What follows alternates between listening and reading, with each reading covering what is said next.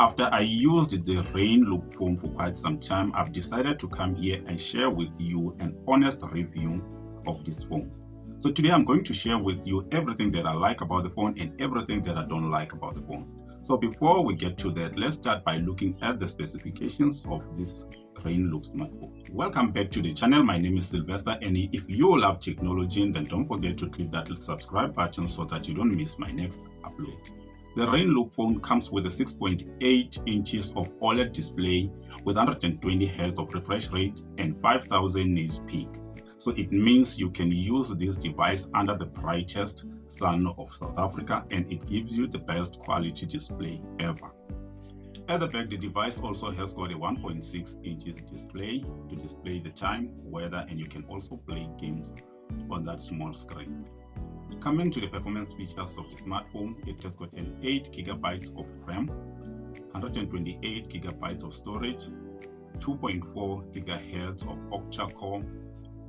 The camera features, the phone comes with the main camera of 200 megapixel plus 2 megapixel, which they're both packed with a LED flashlight. So in front, it has got a 32 megapixel camera.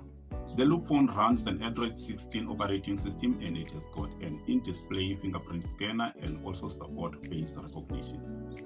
It also supports NFC and eSIM card. So it means now it doesn't take a physical SIM card. You're only allowed to use the built-in eSIM card on the Rain smartphone.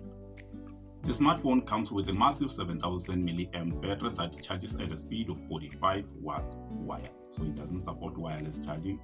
It is also dust-proof and splash resistant.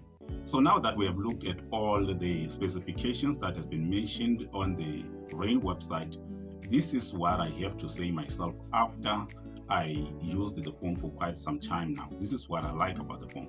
The first thing that I like about the phone is the display quality. So it is an OLED display. Yes, they did not lie. I can see it. It gives you the best quality, the best refresh rate, and it is bright enough that even if you are standing outside under the brightest sun of South Africa, you are still able to use your phone without a problem. So this is the first thing that I like about the phone.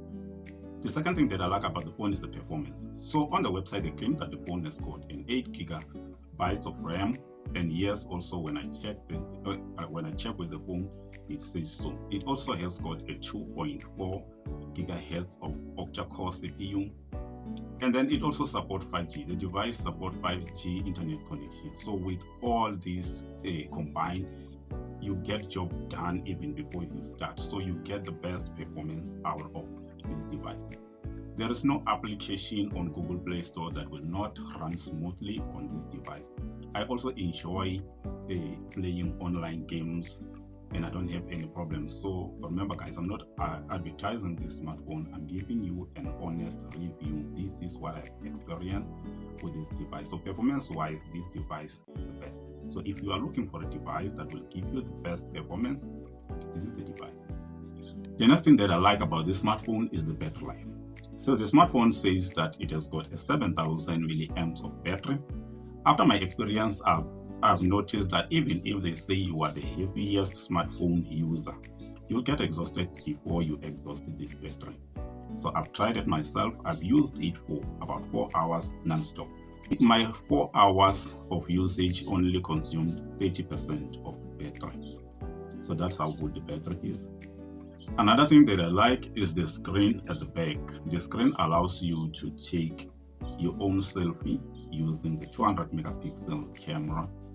So with the screen, you are able to see yourself and see that yes, you are taking the right angle of the selfie, whereas you are using the 200 megapixel camera. So the problem now is that you are unable to capture videos using the back screen. You can only take pictures because it has got its own application. The back screen only has got its own applications, which doesn't allow you to capture videos. You can only capture pictures.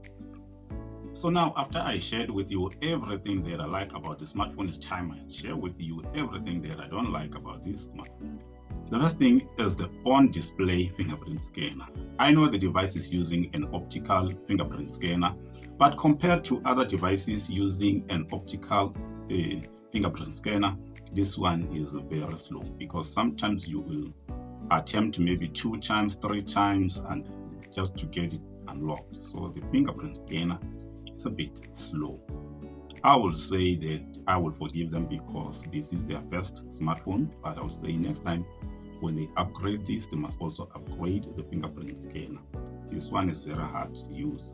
Every time you will have to attempt twice or 3 times. So the fingerprint scanner has to be fixed. It's another thing that I don't like about this smartphone.